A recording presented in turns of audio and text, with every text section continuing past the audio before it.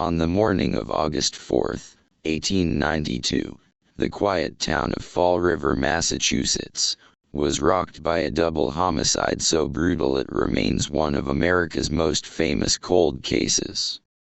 Andrew Jackson Borden, a wealthy but famously frugal businessman, and his second wife, Abby Borden, were hacked to death in their home with a hatchet.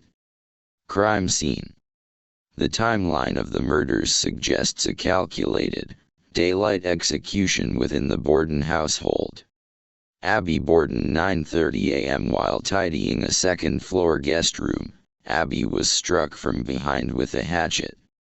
She fell face down and was struck another 17 to 19 times in the back of the head.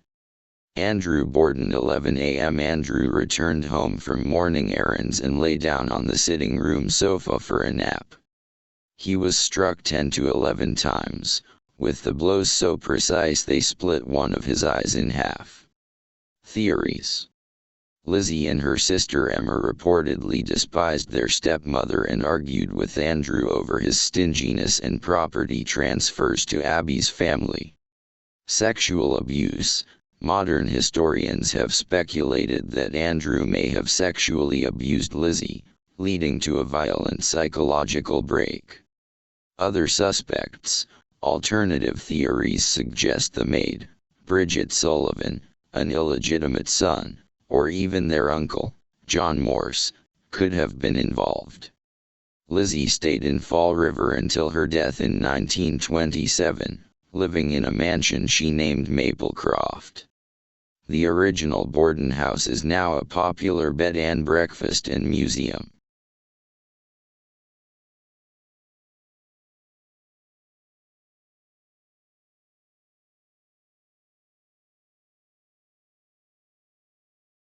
Canada's Black Donnelly's Murder. In February 1880, a vigilante mob in Lucan Biddulph, Ontario, brutally murdered 5 members of the Donnelly family, James Sr., Johanna, sons John and Thomas, and niece Bridget, and burned their farmhouse. Despite a key child witness, Johnny O'Connor, identifying the killers, 2 trials resulted in no convictions due to community conspiracy and disregarded testimony. 2 trials. Arrests. Following the February 4, 1880, massacre, James Carroll, a local special constable, and 12 others were arrested for the murders. The community was deeply split, with many celebrating the deaths. The prosecution relied on 12-year-old Johnny O'Connor, who witnessed the murders, but his testimony was largely disregarded due to his age, preventing a conviction. No one was ever convicted for the Black Donnelly murders. Event spurred significant notoriety, with the family's headstone in St. Patrick's Cemetery becoming a focal point of the story for decades.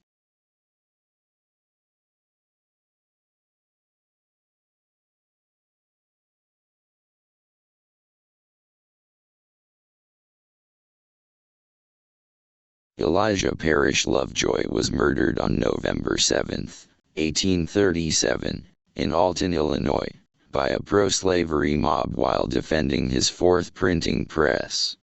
As an abolitionist editor, his death at age 35, following the destruction of his newspapers, solidified his legacy as a martyr for freedom of the press and against slavery. The events leading to the murder. St. Louis background. Originally editing the St. Louis Observer, Lovejoy's anti-slavery views drew violent opposition, causing mobs to destroy his press 3 times. Moved to Alton, seeking a safer environment, Lovejoy moved to Alton, Illinois, a free state, in 1836, but local mobs continued to attack, destroying his press in the river on 3 separate occasions.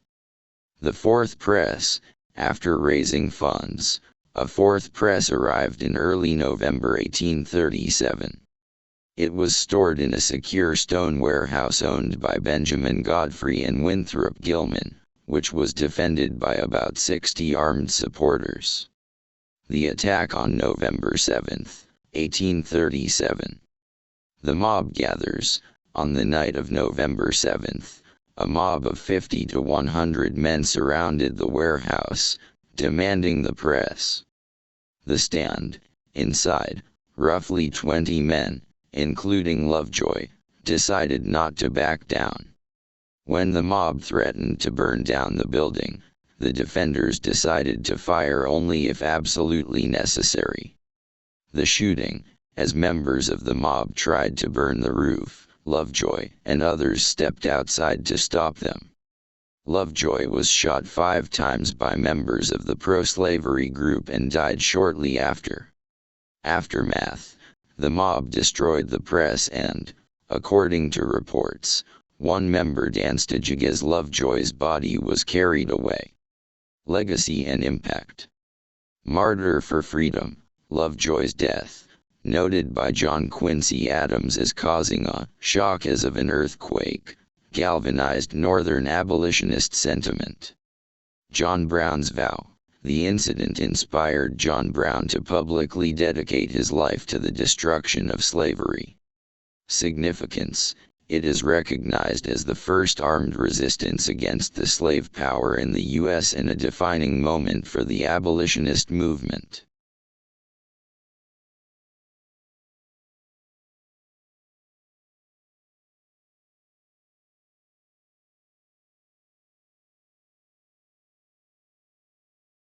George W. Ashburn murder. The murder of George Washington Ashburn on March 31, 1868, is historically significant as the first assassination committed by the Ku Klux Klan in Georgia. Victim and motive. Background: Ashburn was a radical Republican, a state constitutional delegate, and a U.S. Senate candidate. Scalawag reputation: he was deeply hated by white Southerners for his pro-African American actions and for living amongst the black population in Columbus. The final night. On the night of March 30, 1868, Ashburn attended a large political rally for black citizens and Republicans. Just after midnight, he was killed in his rooming house on Oglethorpe Street. Crime. The attack: a mob of well-dressed men wearing masks and disguises estimated by some accounts to be between 30 and 50 people forced their way into his residence and shot him to death. Identification: the attackers were believed to be better-class citizens of Columbus rather than common criminals, pointing to a coordinated political hit.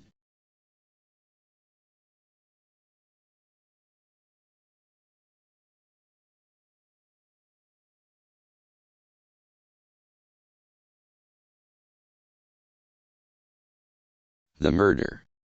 On Sunday, August 20, 1876, just 18 days after the famous assassination of Wild Bill Hickok, Smith prepared to travel to nearby Crook City to deliver a sermon.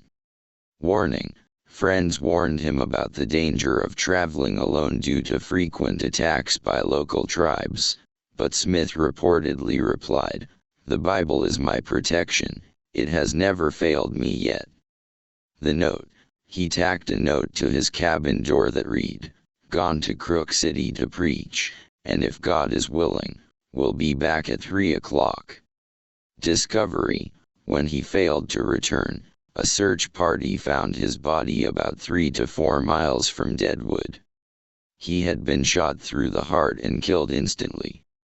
The most common historical attribution at the time was an attack by a band of Sioux. Sheriff Seth Bullock later wrote in a letter that Smith was killed by Indians. Culture. Mount Moriah Cemetery. Smith was eventually reinterred at Mount Moriah Cemetery in Deadwood, where a life-sized statue marks his grave, near those of Wild Bill Hickok and Calamity Jane.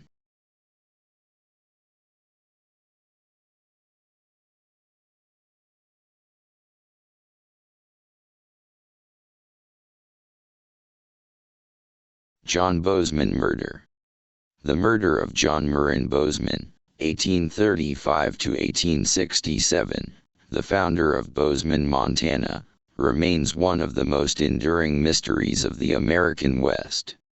On April 20, 1867, John Bozeman and his business partner, Thomas Cover, were traveling along the Yellowstone River toward Fort C.F. Smith to secure a flour contract.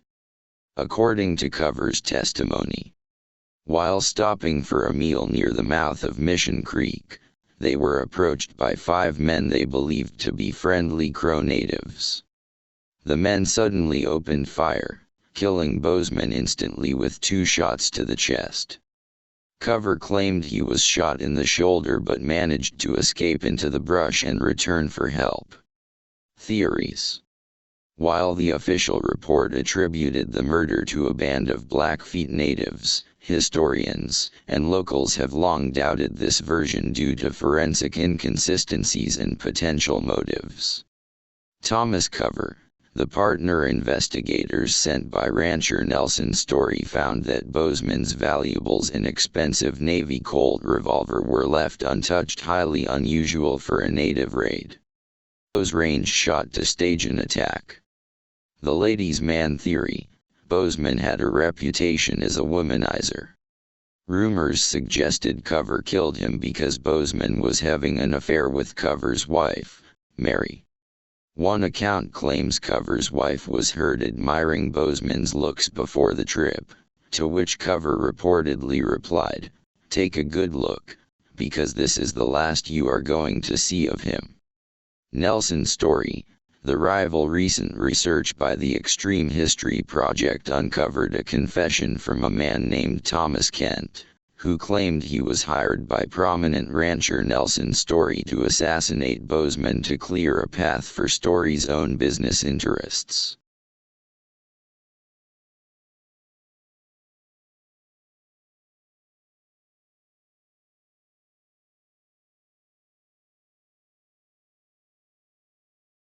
Joseph Smith murder. On June 27, 1844, the founder of the Latter-day Saint movement, Joseph Smith, and his brother Hiram were murdered by an armed mob at Carthage Jail in Illinois. The assassination was the culmination of escalating political and theological tensions between the growing Mormon community in Nauvoo and their non-Mormon neighbors. Causes. Tensions grew due to the concentration of Mormon political power, theological differences, and rumors of polygamy. The immediate trigger was the destruction of the printing press of the Nauvoo Expositor, a newspaper critical of Smith, by the Nauvoo City Council under Joseph's orders. This act was seen as an infringement on civil liberties and led to riot charges against Smith and others. Arrest and imprisonment. Governor Thomas Ford intervened and convinced Joseph and Hiram to surrender and face trial in Carthage, the county seat, pledging the state's protection. They were initially charged with riot, released on bail, but then immediately rearrested on a baseless charge of treason to keep them incarcerated without bail, as treason was a capital offense. The brothers were held in an upstairs bedroom of the Carthage jail along with 2 associates, John Taylor and Willard Richards. The assassination. On the afternoon of June 27, Governor Ford was away in Nauvoo. The local militia, the Carthage Greys, many of whom were anti-Mormon antagonists, were left to guard the jail and mounted no resistance when a larger mob of 150 to 200 men, with faces painted black with gunpowder, stormed the building. The mob rushed the stairs to the second-floor room. Hiram Smith was shot in the face through the door and died instantly. Joseph, using a smuggled 6-shooter pistol, fired shots into the hallway, reportedly wounding 3 attackers.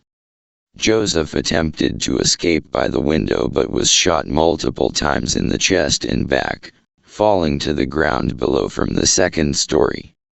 He died in the jail yard near a well. John Taylor was shot 4 times but survived by rolling under a bed. Willard Richards escaped unharmed. Aftermath. The mob fled, fearing retaliation. The bodies of Joseph and Hiram were returned to Nauvoo the next day, and a public viewing was held before they were secretly buried to prevent desecration. 5 men were later indicted for the murders, but all were acquitted in a subsequent jury trial, which many attributed to an atmosphere of anarchy and local anti-Mormon sentiment that made a conviction impossible.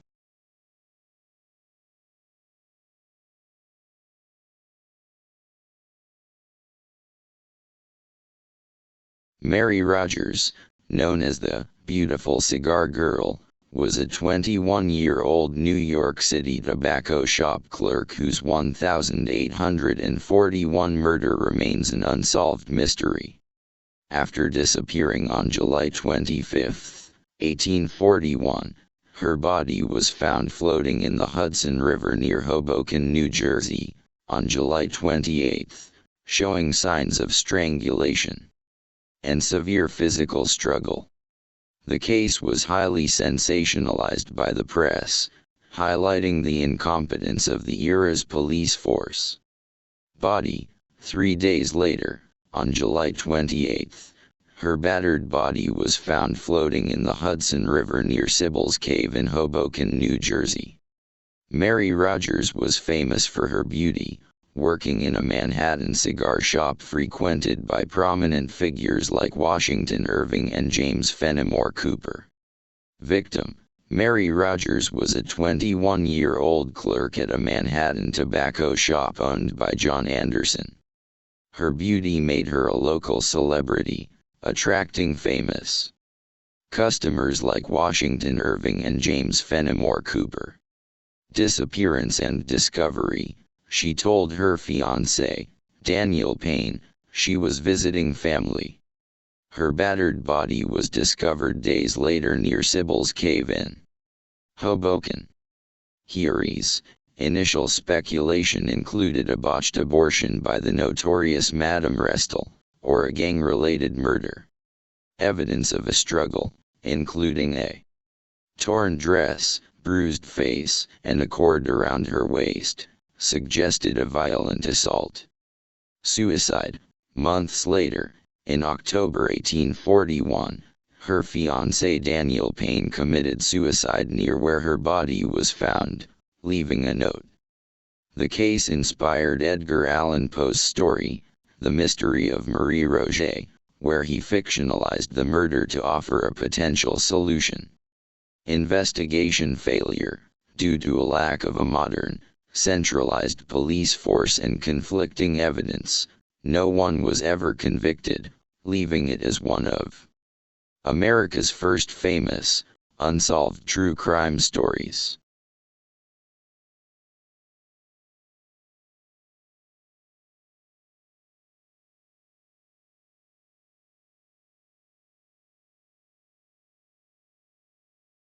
On March 26, 1887, 4 brothers found the brutally murdered body of an unidentified young woman in Rahway, New Jersey, near the Rahway River Bridge. Dressed in a dark green cashmere dress, the woman was in her early 20s, with her throat cut and face bruised. Despite massive public attention and 12,000 visitors viewing her body, the unknown woman was never identified, leaving the case unsolved. Discovery.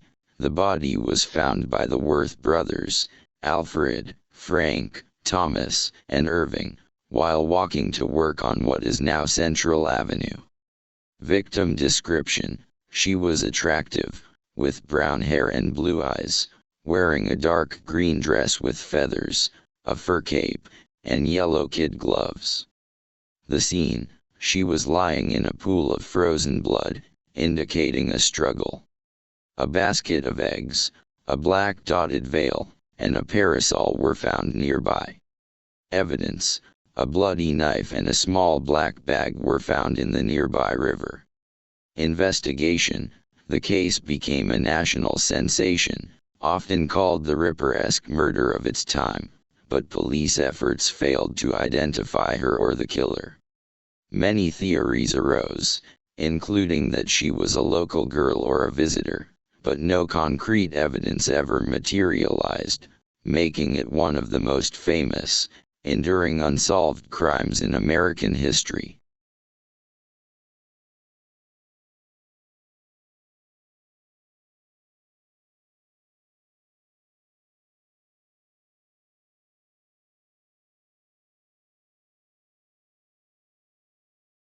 T.C. Hindman murder. Thomas C. Hindman, a former Confederate Major General and Arkansas politician, was assassinated on the night of September 27, 1868, at his home in Helena, Arkansas. Night of the murder. Around 9:30 p.m., while Hindman was sitting in his parlor with his wife and children, an unknown assassin fired a shotgun through his window. The buckshot struck him in the jaw, throat, and chest, severing his windpipe. Despite the severity of the wound, Hindman remained conscious for several hours and even walked to his front porch to address his neighbors, urging them to stay calm and not seek violent revenge. He died early the next morning, September 28. Suspects. The murder was never officially solved, but several theories emerged. Political rivalry.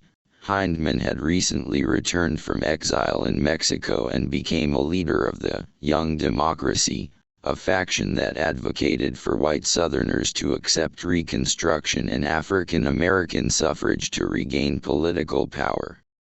This stance earned him enemies among both radical Republicans and hardline former Confederates. Personal grudges. Hindman was known for a combative personality and had a history of violent feuds, including a famous gunfight with William Faulkner, ancestor of author William Faulkner, in Mississippi. Local conspiracy. In 1869, a prisoner claimed that two black inmates had discussed a plot to kill Hindman as revenge for the hanging of Lee Morrison, a local black man.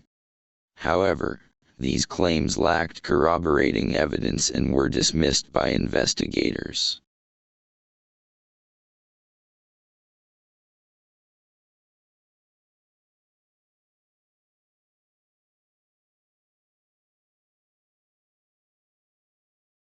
Amasa Sprague, a wealthy and influential Rhode Island businessman, was brutally murdered on New Year's Eve, 1843. The crime and subsequent trial of three Irish Catholic immigrant brothers, the Gordons, became one of the state's most notorious cases, widely believed to be tainted by anti-immigrant and anti-Catholic bias. Victim. Amasa Sprague co-owned the A&W Sprague textile empire in Cranston. He was a powerful local figure who successfully used his influence on the town council to revoke the liquor license of Nicholas Gordon's Tavern, which was near the Sprague factory. This action put the Gordon family in a desperate financial situation and created a strong motive for revenge. On December 31, 1843, Sprague was walking a shortcut through his property when he was ambushed by at least two men. He was shot in the arm and then beaten so savagely with the barrel of a broken gun that his head was barely recognizable. The absence of robbery as a motive, his watch and $60 were left on the body, strongly suggested a crime of hatred or vengeance. Nicholas Gordon and his brothers William and John were quickly arrested and tried for the murder. The trial was marred by a biased press and judge, creating an atmosphere of anti-Irish prejudice. Despite a lack of direct evidence, William was acquitted. Nicholas's trials ended in hung juries, but John Gordon was found guilty and sentenced to death. John Gordon was executed by hanging on February 14, 1845, maintaining his innocence until his final breath and even forgiving his accusers. His unjust conviction spurred the state legislature to abolish capital punishment in Rhode Island in 1852. In 2011, Governor Lincoln Chafee granted John Gordon a posthumous pardon, acknowledging the historical injustice and anti-immigrant bias that led to his execution.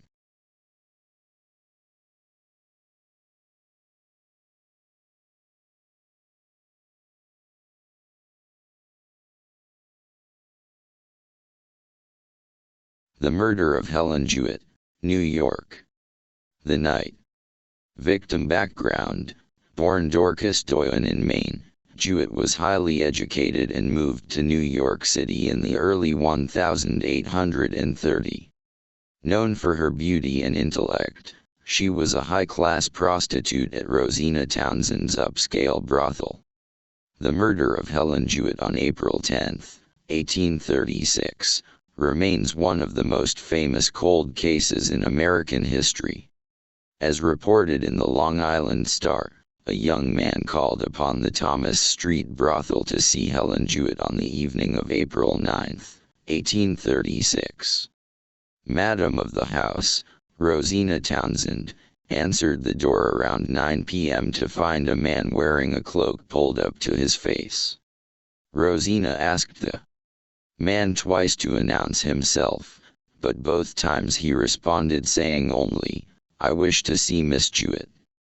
Patricia Klein-Cohen wrote that Helen may have been expecting two visitors that evening, a man named Bill Easy and a regular visitor who Helen knew as Frank Rivers. Helen had asked Rosina Townsend to decline the visit from Bill Easy but to allow Frank Rivers inside. Rosina didn't think the voice sounded like Bill Easy, but she couldn't be certain it was the voice of the man she knew as Frank Rivers. But when she opened the door and the man's face was illuminated by the light inside the house, she was confident it was Frank Rivers. So she let him inside. Frank made his way upstairs to Helen's room, while Rosina went to find Helen in the parlor to let her know she had a guest. As Helen climbed the stairs to join the man, Rosina heard her say, "My dear Frank, how glad I am to see you." Rosina saw the man once more that night, when she delivered champagne to Helen's room around 11 p.m. According to the Evening Post, he was lounging in bed and reading a paper by the light of a glass lamp near the bed. Helen offered Rosina a glass of champagne, but Rosina declined and retired to bed. Around 3 a.m. on April 10, 1836, another knock on the front door of the house woke Rosina up. As she walked through the house to the entrance, she noticed that a lamp, still burning, was sitting on a table in the parlor. It didn't belong there. She also saw that the back door of the house was open. Rosina called out to see who was knocking on the door, but there was no answer. Rosina shut and barred the back door and picked up the misplaced glass lamp, making her way upstairs to return it to one of the bedrooms. The first room she tried was locked. The next room belonged to Helen Jewett. Rosina turned the handle, pushed the door in, and out came billows of smoke. After the initial chaos to wake everyone in the house and get them to safety, Rosina yelled to a watchman stationed nearby. As he made his way to the house, Rosina and another woman ran into Helen's room to save her from the fire. Instead, they discovered that Helen was already dead. Patricia Klein-Cohen writes that what they found sent them out of the room in horror. The bed was smoldering rather than blazing. Helen was dead. He suspect Richard P. Robinson, alias Frank Rivers, a 19-year-old clerk and regular client, was the primary suspect. He had been seen with her that night and fled before the fire was discovered. 3 bloody gashes marked her brow, and blood had pooled on the pillow beneath her body. Helen's overnight guest, Frank Rivers, was nowhere to be found.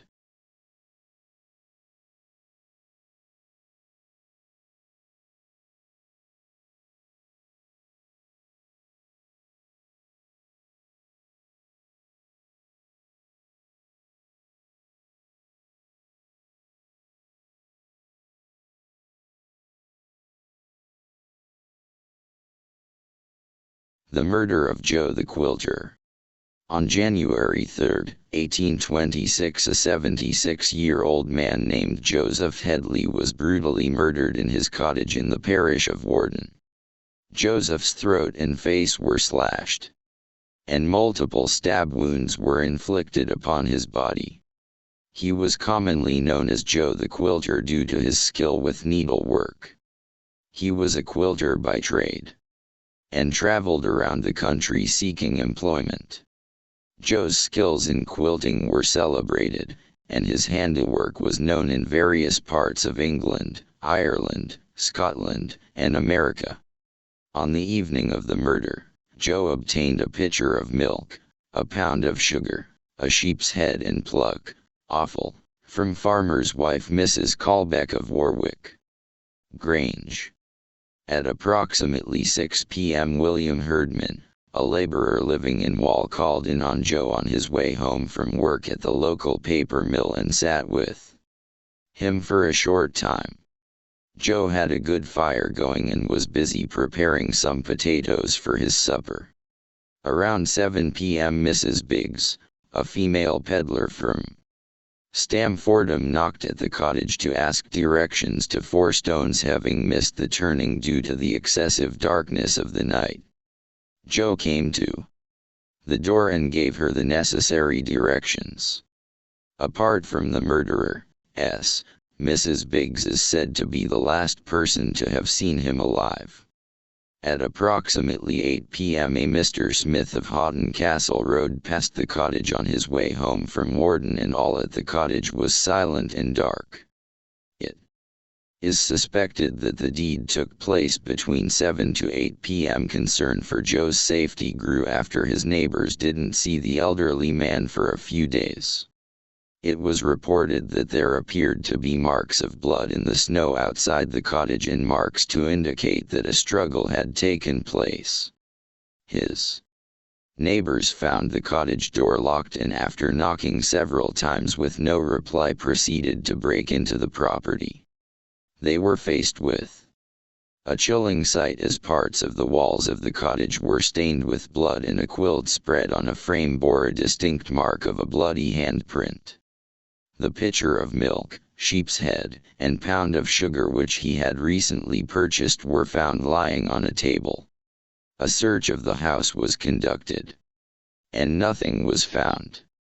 An old outhouse which stored wood and coals was then searched, and Joe's body was discovered. Both cheeks were cut widely open with deep wounds. A garden hoe was found laid across his chest. A coal rake was also found with its shank bent. As 2 weapons were discovered, it then raised a suspicion that there were 2 murderers. Joe was found with knife wounds on his hands, so had obviously fought with the attacker. The small cottage had been ransacked and bore evidence of a struggle. All of his boxes and drawers had been disturbed, and it was believed that 2 silver tablespoons, 4 teaspoons and 2 old-fashioned salt cellars of silver network had been stolen. The bed tester had been violently torn down and the face of the clock broken. Prints of 3 bloody fingers were distinctly visible on the chimney jamb. The plates on the dresser were also streaked with blood. Outside in the lane, some clogs were found, and a small piece of coat was discovered on a hedge. It was supposed that Joe had fought hard with the murderer, and had managed to escape about 100 yards from the cottage before he was caught. Judging by the marks in the snow, it appeared that a struggle had taken place, and then Joe had been overcome and dragged back and murdered. After this had taken place, the cottage door had been locked on the outside and the key taken away. A 100 guineas reward was offered to catch the perpetrator, of the atrocious murder. The reward was offered from the overseers of the poor of the parish of Warden on January 17, 1826. Home Secretary Robert Peel offered His Majesty's full pardon to any accomplices who came forward with information, as long as they were not the actual murderer. A jury returned a verdict of willful murder against some person or persons unknown. Although several people were arrested and questioned, nobody was ever charged, and sadly the murder of Joe the Quilter was never solved. Joe was buried in Warden Churchyard on January 10, 1826. On his burial entry the word "murdered" can clearly be read underneath his name. On Wednesday, March 29, 1826, an auction was held to sell the household furniture belonging to the late unfortunate Joseph Headley, commonly called Joe the Quilter.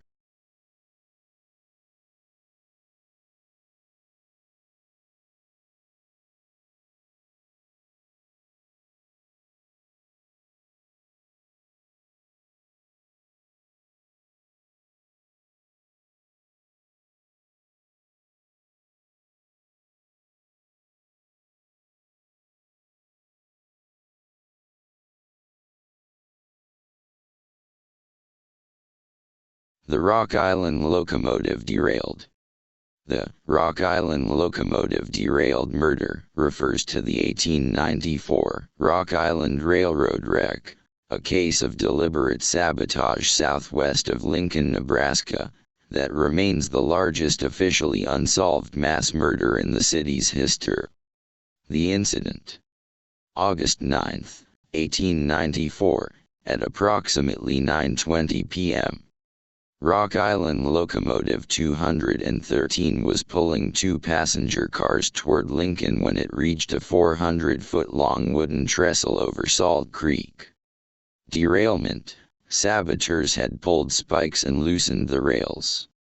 As the train crossed, the rails spread, causing the locomotive and cars to plunge 40 feet into the creek below. Fire: upon impact, the engine burst, spilling hot coals that ignited the wooden trestle and the wreckage. Survivors described a horrific scene of victims trapped in the burning debris. 11 people were killed out of 33 passengers and crew on board. Evidence of sabotage: investigators found a 40-pound crowbar, wrench marks on the rails, and displaced fish plates at the scene. Police arrested George Washington Davis, an African-American man, after witnesses reported seeing a man with a lantern near the wreck. First trial, 1895, ended in a hung jury, 7-5 for acquittal, after the defense argued Davis was a scapegoat to protect the railroad from damage claims. Second trial, 1896, Davis was convicted of second-degree murder and sentenced to life in prison. Release: in 1905, Governor John Mackay paroled Davis, citing grave doubts about his guilt and a total lack of motive or direct evidence.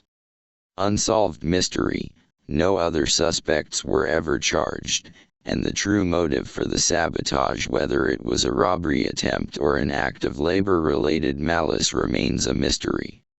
Commemoration: in 2010, a historical marker was placed at the site, which is now part of the Jamaica North Trail in Lincoln's Wilderness Park.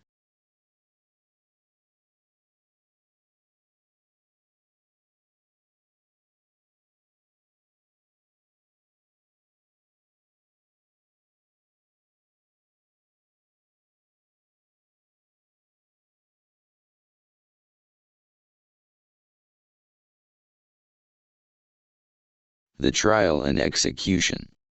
Dominic Daly and James Halligan were convicted of the murder of Marcus Leone, a farmer who was found beaten and shot near Wilbraham, Massachusetts on November 5, 1805. There was very little evidence against the two men, and the consensus of historians is that they were innocent and were convicted largely due to anti-Irish bigotry. Both were legally exonerated in 1984, over a century after their execution. It remains uncertain who killed Marcus Leone, although one theory points to a relative of the prosecution's main witness.